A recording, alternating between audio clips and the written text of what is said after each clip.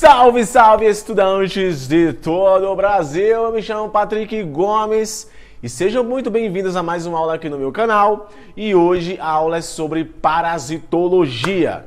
A gente vai conversar sobre Esquistossoma mansoni e a esquistossomose. Uma aula que eu considero que, na verdade, não é uma aula. Você vai estudar junto comigo, porque, na verdade, para esse tipo de aula mais aprofundada, eu não faço com tópicos, igual eu gravo outras aulas para ensino superior ou até mesmo as aulas para ensino médio. Essas aulas aqui que são um pouquinho mais aprofundadas, eu prefiro dizer que vou estudar junto com você, porque na verdade a gente não vai trabalhar tópicos.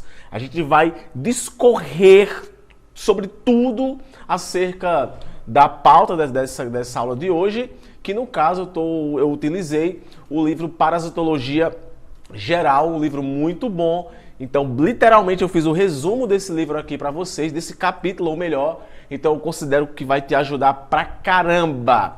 Então, depois da vinheta, vem comigo aí aprender a esquistossomose. Aprender sobre esquistossomose. Puxa a vinheta, Charles Darwin.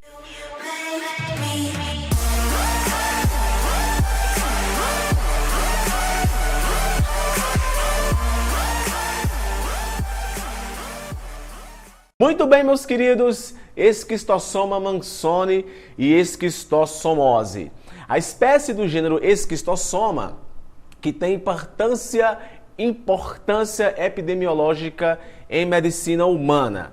Afinal, não vai existir só o mansoni, a espécie Esquistossoma mansoni. Também irão existir outras espécies e que essas podem sim também transmitir esquistossomose, ok? Eu tenho o Esquistossoma haematobium, que é encontrado em grande parte da África, no Oriente Médio. Eu tenho a Esquistossoma japonáceum, que apresenta distribuição geográfica abrangendo China, Japão, Ilhas Filipinas e o Sudeste Asiático. Eu também tenho o Esquistossoma Mekong Vod, encontrado no Vale do Rio Mekong, no Camboja. Tenho esse Esquistossoma intercalatum, que é encontrado na África Central. E eu tenho o famoso Esquistossoma mansoni, que acontece aqui em nossas terras. Ô Patricão, essa doença aí em níveis epidemiológicos, ela é relevante aqui no país? Sim.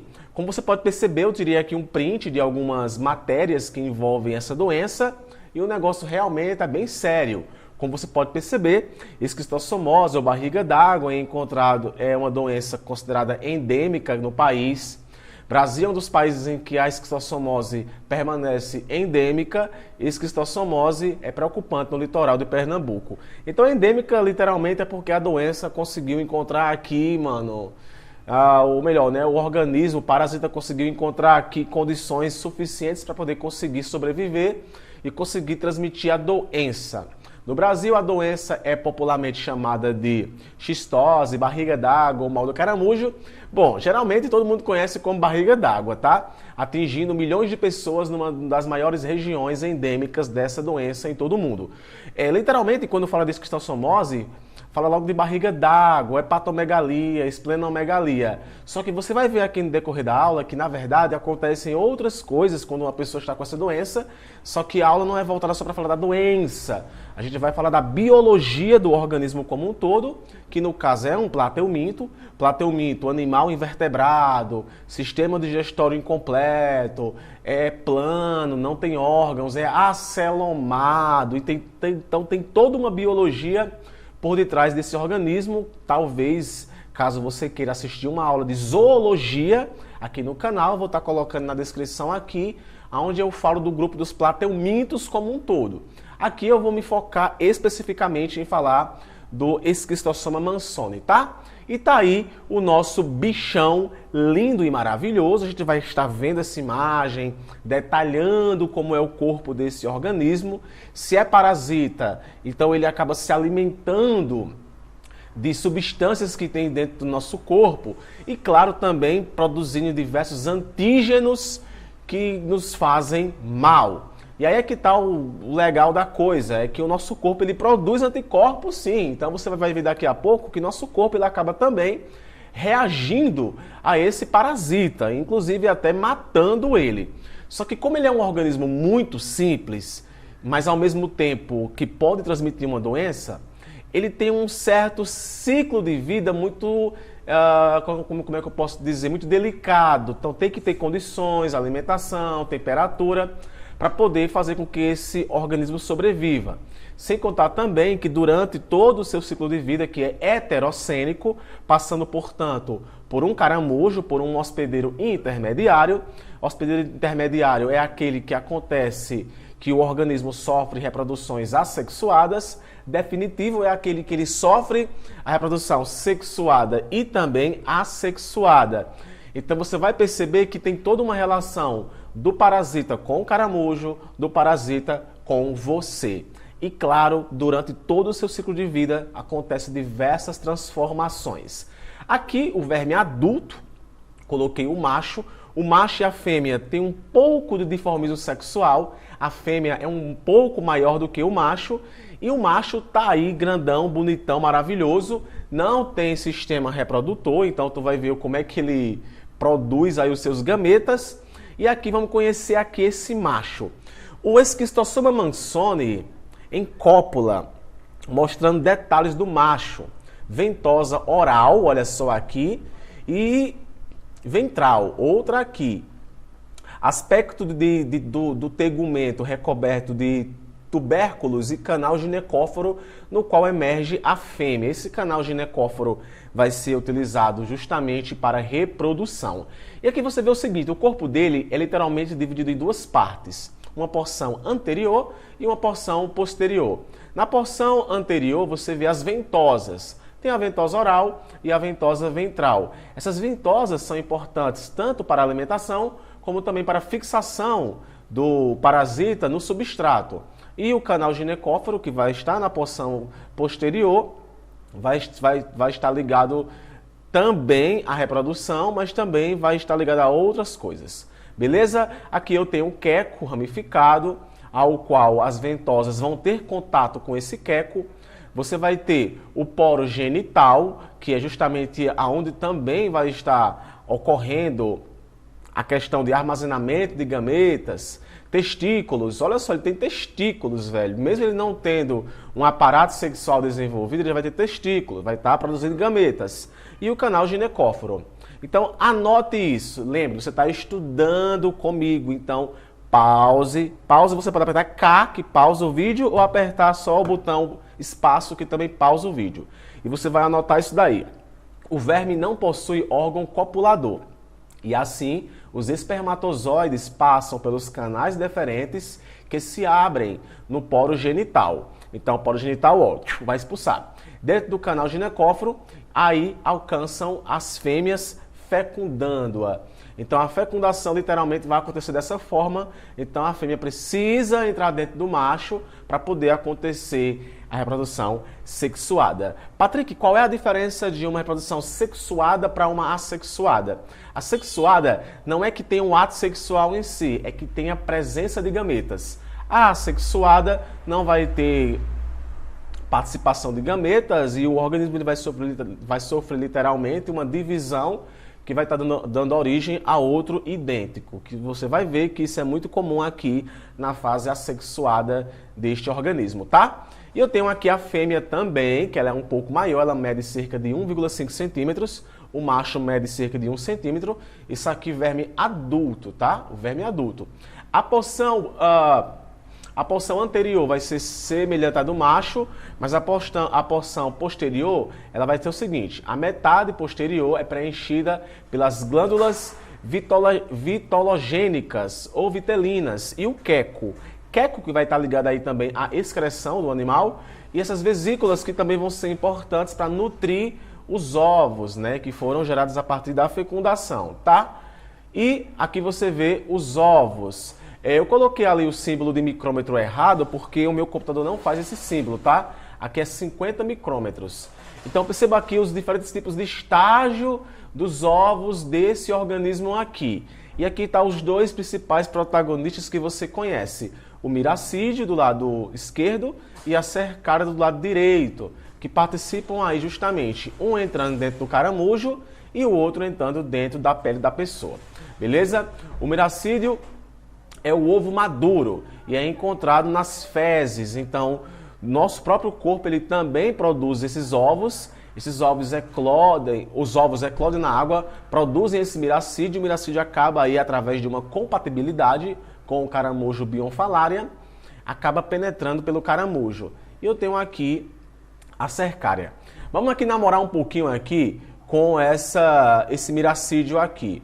Então aqui eu tenho, deixa eu ver aqui, aqui em B, cadê o B? Miracídio. Eu tenho uma glândula de penetração, que é essa GP, glândula de penetração. Então isso aqui vai estar auxiliando na penetração desse organismo dentro do caramujo.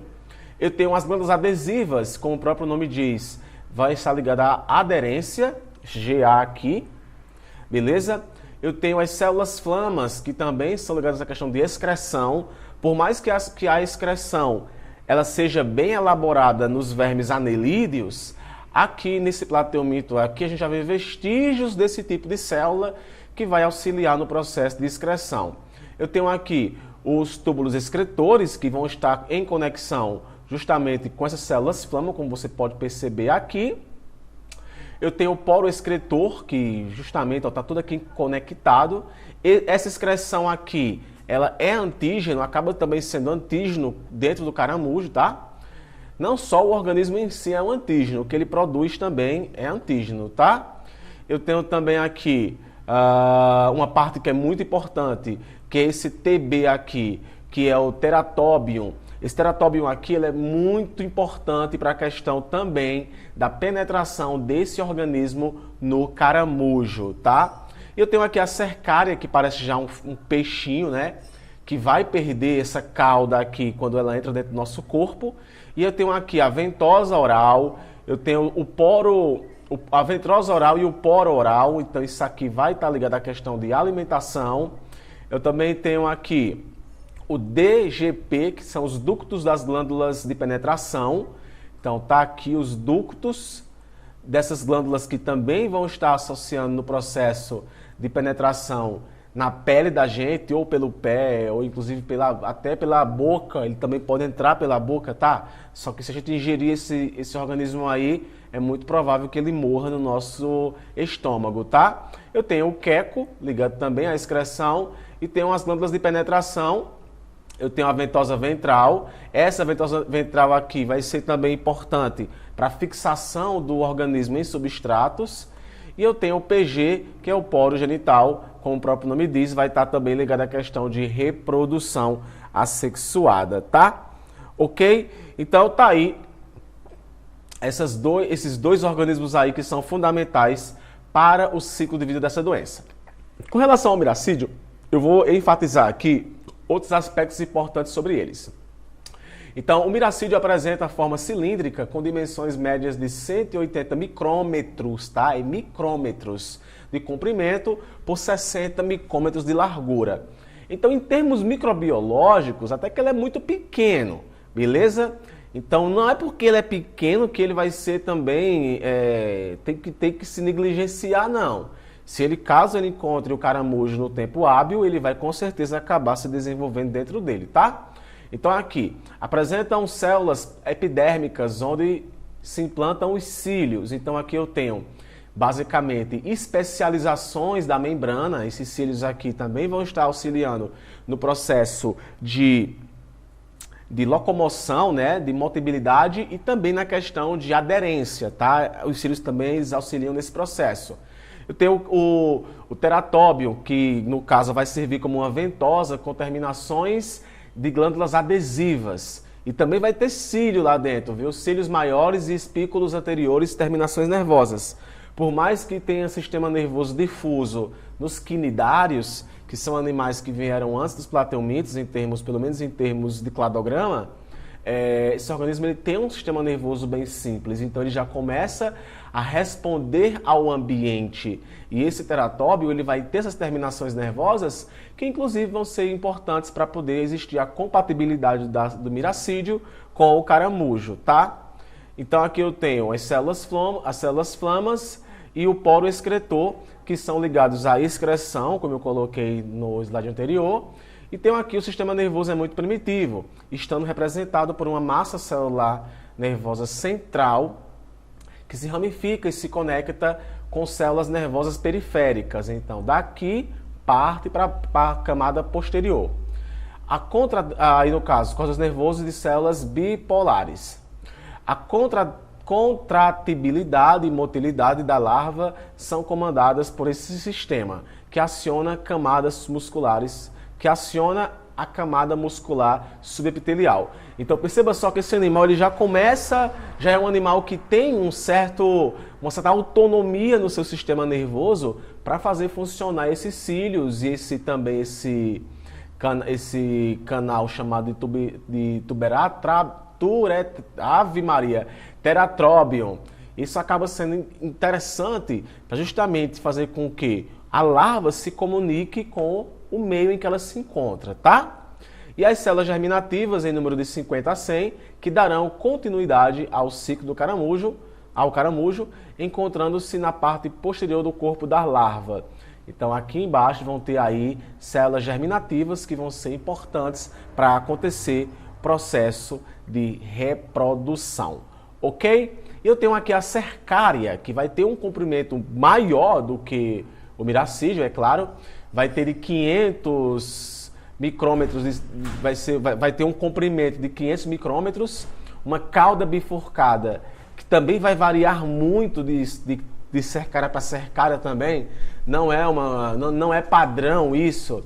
Essa cauda ela mede em torno de 230 por 50 micrômetros e corpo cercariano com 190 por 70 micrômetros. Então, é uma larvazinha maior do que o miracídio, porém, mesmo assim, ainda é basicamente invisível a olho nu, tá? A ventosa oral, que é essa parte aqui em cima, apresenta as terminações chamadas de glândulas de penetração, que basicamente, olha gente, isso aqui parece muito com o espermatozoide, né? Então não é uma reação cortisol que acontece quando acontece a fecundação, mas é semelhante, tá? Tem toda uma compatibilidade aí entre o parasita e o hospedeiro.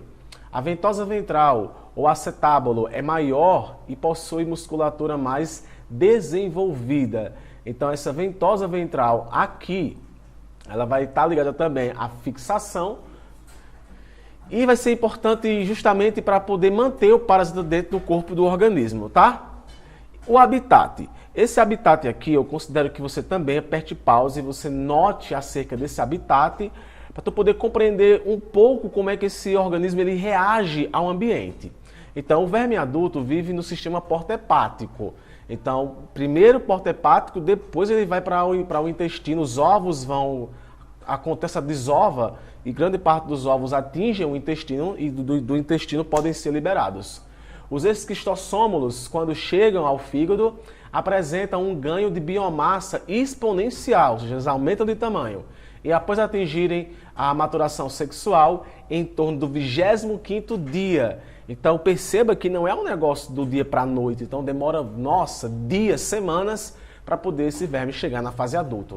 Migram para os ramos terminais da veia mesentérica interior, principalmente na altura da parede intestinal, do plexo hemorroidiário. Então isso aqui, pessoal, já é para justamente depositar os ovos lá e os ovos pegaram o beco pelas fezes, onde se acasalam e em torno do 35º dia as fêmeas iniciam a postura dos ovos. E cara, falar assim é bem simples, né? Mas no corpo humano isso aqui causa diversos tipos de complicações, tá?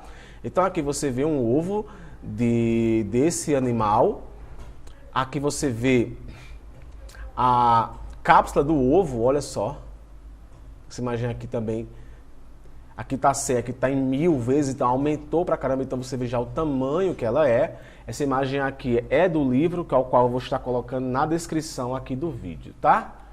E aqui tem o famoso ciclo de vida, que de modo bem simples você vai compreender agora e depois a gente vai dar uma aprofundada aqui.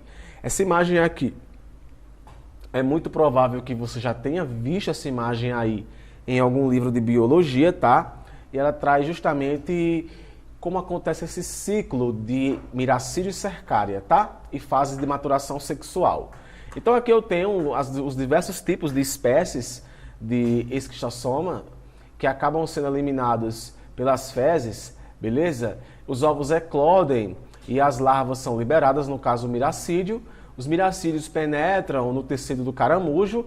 No caramujo sofrem diversos tipos de reprodução assexuada e se tornam também o que nós chamamos de esporocistos, que você vai perceber que também tem estágios, esses esporocistos têm estágios, e eles se desenvolvem e se tornam cercárias, que são liberadas pelo caramujo para a água e nadam livremente. Tu vai ver também que vivem também um certo tempo, não é a vida toda.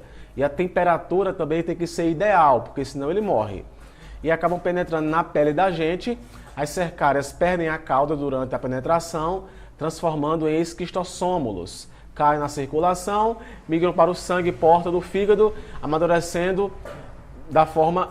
E lá acontece o amadurecimento da forma adulta. E aqui tem o verme macho e a fêmea, onde está na cópula deles.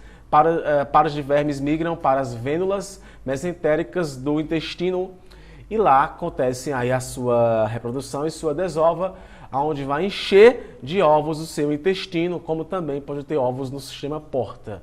Então aí de um modo bem simplificado, como acontece esse ciclo aí entre o miracídio, entre o caramujo bionfalária e a espécie humana, levando em consideração que não é só na espécie humana que a cercária pode entrar, só que é só na espécie humana que pode ocasionar essa doença, tá? Agora é claro, né? Esse agente aí, só por estar dentro do nosso corpo, ele pode promover diversos tipos de consequências inflamatórias. E eu vou estar dizendo para você qual é o principal... não é a principal coisa que ele faz, mas é o que determina que você fica ou não doente, tá?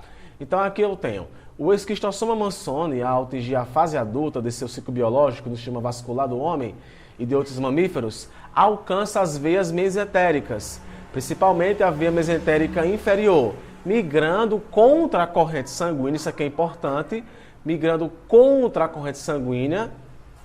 As fêmeas fazem a postura no nível da submucosa. Cada fêmea põe cerca de 400 ovos por dia. Gente, é muitos ovos, mas muitos morrem, tá? Na parede dos capilares e vênulas. E cerca de 50% desses ganham o meio externo.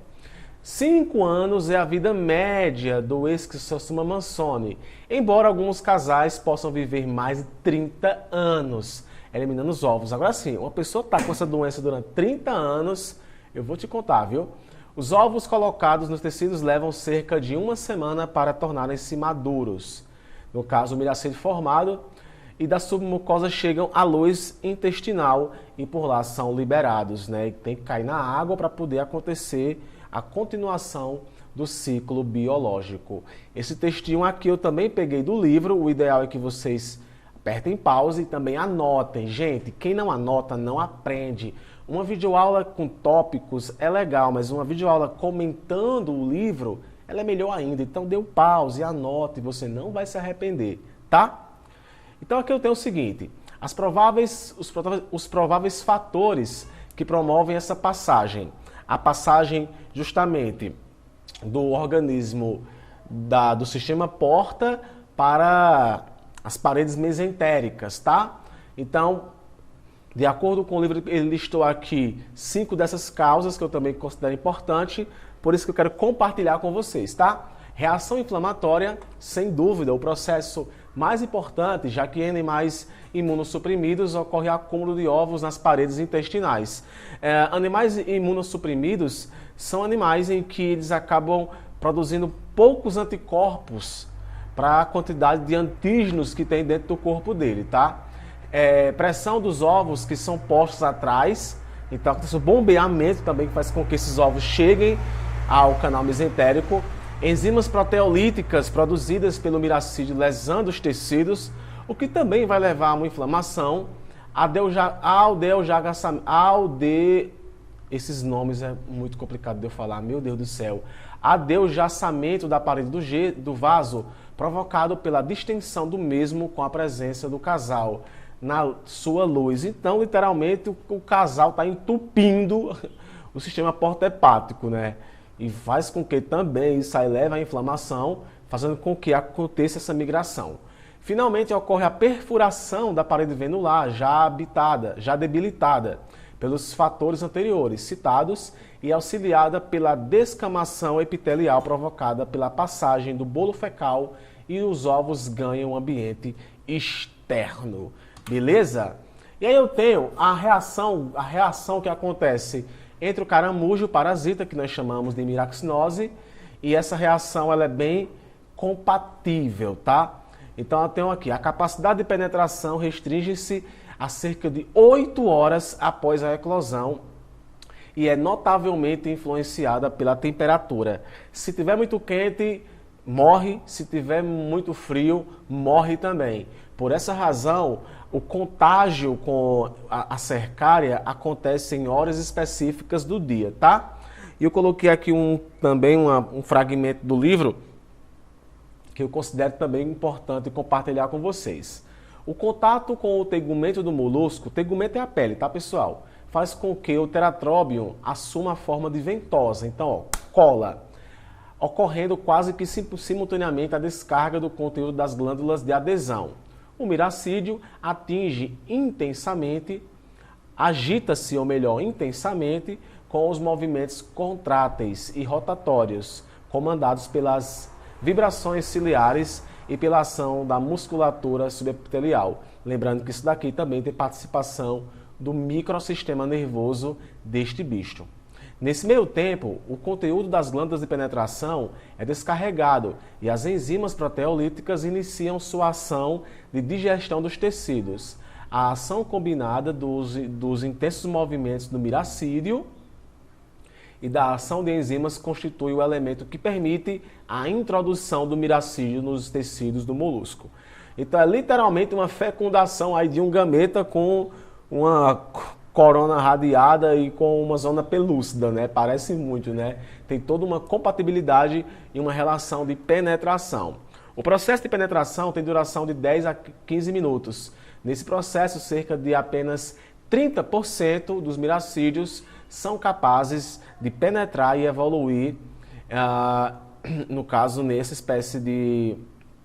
Colocou aqui um exemplo de uma espécie de molusco, e 30% penetram, mas não evoluem, e 40% são incapazes de até mesmo penetrar no molusco. Então perceba que, em termos evolutivos, essa é a grande importância de ter tanta desova, né? 200 ovos por dia, porque justamente muitos vão morrer, né? Muitos vão chegar na fase adulta. Ok? Assim sendo, o miracídio transforma-se, na verdade, em um saco com paredes cuticulares, contendo a geração das células germinativas ou reprodutivas, que recebe o nome de esporocisto, que é o que vai acontecer em reproduções assexuadas com essa forma de organismo, tá? E aqui eu tenho o esporocisto primário, o secundário e também vai ter o terciário, tá? As células germinativas, em número de 50 a 100, iniciam então um intenso processo de multiplicação, fazendo com que após 72 horas a larva chamada de esporocisto primário, esporocisto mãe, os primeiros esporocitos primários dobre de tamanho. Então ela vai, ó, isso tudo a nível de caramujo, tá? Em condições ideais, a temperatura entre 25 a 28 graus, ocorre a formação do esporocisto secundário, que se inicia a partir do 14º dia após a penetração do miracídio no caramujo. Então você vê, né? 25 dias na espécie humana, em média 14 dias no caramujo. Então é um ciclo bem complexo, não é que nem a imagem aqui representa, que tipo, entrou aqui e já aconteceu todas essas transformações. Não é bem assim que a banda toca, tá? Vamos pra cá? Sim, ó. A formação cercariana, que no caso vai formar a cercária, inicia-se com a disposição das células germinativas em uma mórula. Então elas vão começar a se aglomerar em uma mórula, em cujo centro encontra-se uma grande célula basófila, com o núcleo grande e vesicular. Um único miracídio pode gerar cerca de 100 a 300 mil cercárias. E cada miracídio já leva definitivo o sexo das cercárias que serão produzidas. Então, como vocês podem perceber, esse animal aí é um animal monóico, ou seja, sexos separados, né? Um indivíduo só com um sexo, e esse miracídio já carrega o próprio sexo do organismo, né? E a infecção, em termos de infecção, a mera presença do organismo já vai promover diversos tipos de reações inflamatórias. Todo o sistema imunológico, células de defesa vão ficar aí atentos à penetração desse organismo. Eu coloquei aqui um fragmento de um artigo científico para vocês, tomei essa liberdade, para vocês apertarem pause aí e ler, e você vai ver que hoje tem todo um estudo acerca da imunidade própria, ou seja, a imunidade que alguns organismos eles possuem contra esse antígeno. Isso é muito interessante, tá? Por quê? Porque o livro também coloca, daqui a pouco, pessoas que são imunes a esse organismo, que acabam sobrevivendo e não tendo nem sequer sintomas. A esquistossomose Mannsoni é basicamente uma doença que decorre da resposta inflamatória, que é a mesma coisa que acontece também com a doença de Chagas, né? Que também tem essa reação inflamatória. Só que aqui é uma reação inflamatória granulomatosa. Decora esse nomezinho aqui, viu? Que vai formar granulomas durante a infecção, principalmente em torno dos ovos, que ocorre em torno ali, viu? Não é tomo não. Em torno dos ovos vivos do parasita. O processo da formação do granuloma deve ser considerado nas fases agudas e crônicas da doença. Então, mesmo naquela fase realmente menos assintomática, vai formar também esse granuloma, tá? Então, essa reação granulomatosa e esse granuloma são nomes que vão estar marcando infecções do tipo esquistossomose, tá? Na fase crônica, esse granuloma atinge dimensões bem maiores e, sem dúvida, constitui vantagens para o hospedeiro, já que em animais e pessoas imunodeprimidos, os antígenos do ovo, alguns desses potentes a enzimas proteolíticas, vão lesar a área bem maior do que a constituída pelo granuloma, além de se observar o acúmulo de ovos nas paredes do intestino nos imunodeficientes. Então, os imunodeficientes vão ter uma complicação na questão de produção de anticorpos. Os imunodeprimidos vão conseguir produzir uma quantidade específica de anticorpos para tentar combater esse antígeno. Só que também nós temos a imunodepressão, que é a relação existente justamente entre a quantidade de antígeno e a quantidade de anticorpos presentes dentro do corpo da pessoa. Então essa doença ela não vai se manifestar da mesma forma em todo mundo, não. Vai depender muito do sistema imunológico. E também tem os imunocomplexos, que são pessoas que, além de atingir o intestino e o fígado, também atingem também outros órgãos. Beleza? Aí aqui eu tenho a patologia em si da doença, a carga parasitária e a resposta do sistema imunológico de cada paciente, ou seja, depende. Então, como eu falei agora há pouco, a quantidade do parasita dentro do corpo da pessoa vai determinar a agressividade da doença. Eu vou chamar aqui de virulência da doença, tá? Então aqui eu tenho a dermatite cercariana, que também é bem comum em pacientes que têm essa doença. Essa dermatite, no caso de doença de pele, é caracterizada por sensação de comichão, erupção urticariforme e seguida dentro de 24 horas por eritema, edema, pequenas papulas e dor. Então você vê aqui eritema, que é no caso basicamente de movimentações que vai acontecer com a pele. E você vê aqui esses carocinhos aqui, ó. Reparem para ver se você não tem isso daqui na sua pele, porque se você tiver, é provável que você esteja com dermatite cercariana, tá? A dermatite cercariana é, portanto, um processo inflamatório muito importante na imunidade concomitante, ou também a imunidade própria, que foi aquela que eu falei de pacientes que produzem uma quantidade específica de anticorpos para tentar combater esse antígeno, tá? E eu tenho os esquistossômulos, que só a presença dele também pode levar a inflamações. Cerca de 3 dias após a penetração das cercárias na pele, elas vão perder a cauda, né? Os esquistossômulos são levados aos pulmões.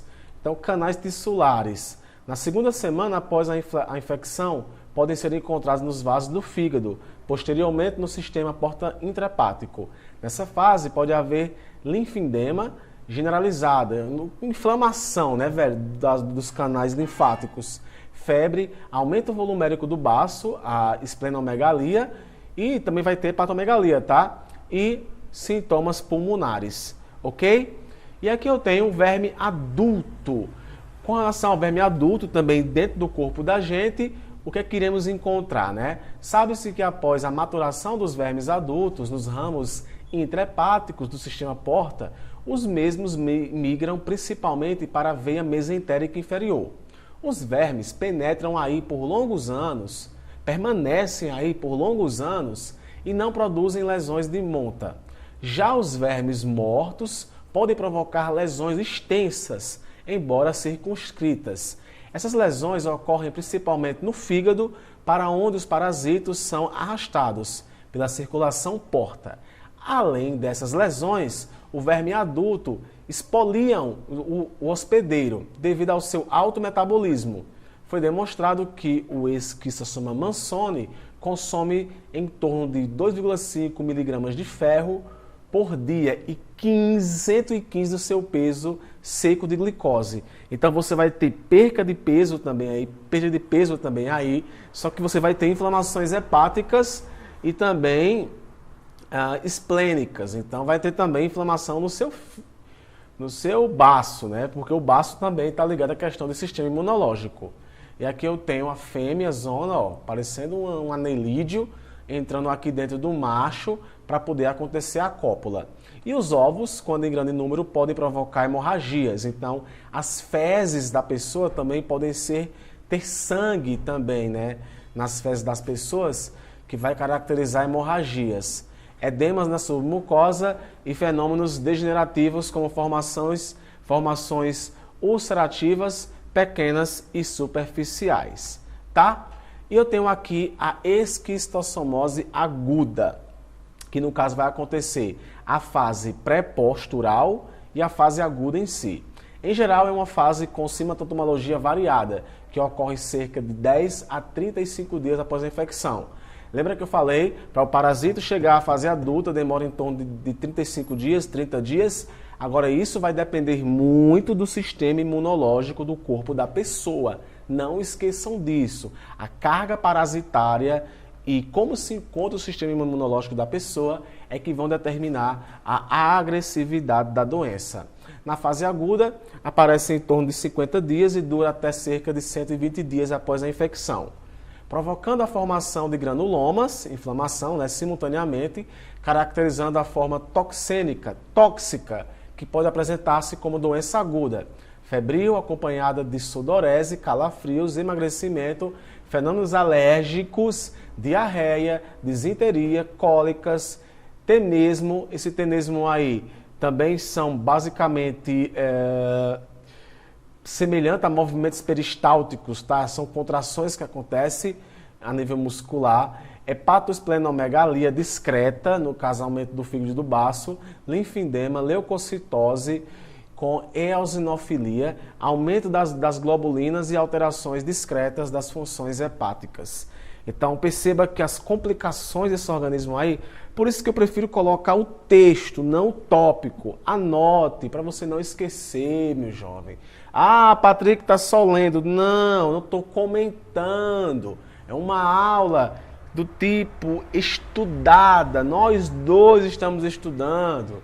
Então eu não coloquei, não gravei esse momento aqui para você ficar só olhando para minha cara, não. Aperte pause e anote isso para você não esquecer. Beleza? Para quem vai apresentar um seminário na faculdade, se quiser esse slide aqui, eu mando para você, tá? E aqui eu tenho a esquistossomose crônica, que essa é a forma que pode apresentar grandes variações clínicas, dependendo de serem alterações predominantemente intestinais, hepatointestinais ou hepatoesplênicas. E aqui você vê a famosa barriga d'água, né? Vê aqui uma menininha e um rapaz aí com ascite. Então, o paciente com forma hepatoesplênica e paciente pré-cirúrgico. No caso, depois que ele fez a cirurgia, né? Ó. Não, ou melhor, antes da cirurgia, né? Porque pré é antes, né?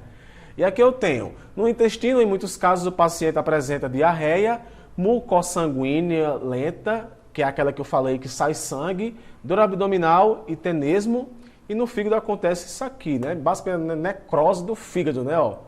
Isso daqui que eu chamo de fibrose Siemens, que é também caracterizada pela presença dos ovos desse organismo aqui, formando granulomas, que vai causar inflamações e vai comprometer a função do fígado, ok? O diagnóstico é feito a partir de exame de fezes, biópsia e ultrassonografia. Ok, pessoal, essa aula aí é uma aula bem pocket sobre esquistossomose. Espero muito ter te ajudado de alguma forma. Se você chegou até aqui, deixa o teu like, que isso ajuda muito o canal a crescer, tá? Estou aberto para tirar diversas dúvidas que vocês tenham acerca desse assunto, atividades. Pode mandar aqui para mim, para o meu WhatsApp aqui embaixo, que eu faço questão de te responder. E reitero, caso você queira esse slide, pode me solicitar, que eu mando para o seu e-mail, ou se for pelo WhatsApp, eu mando pelo WhatsApp. Um beijo e até o próximo vídeo. Valeu!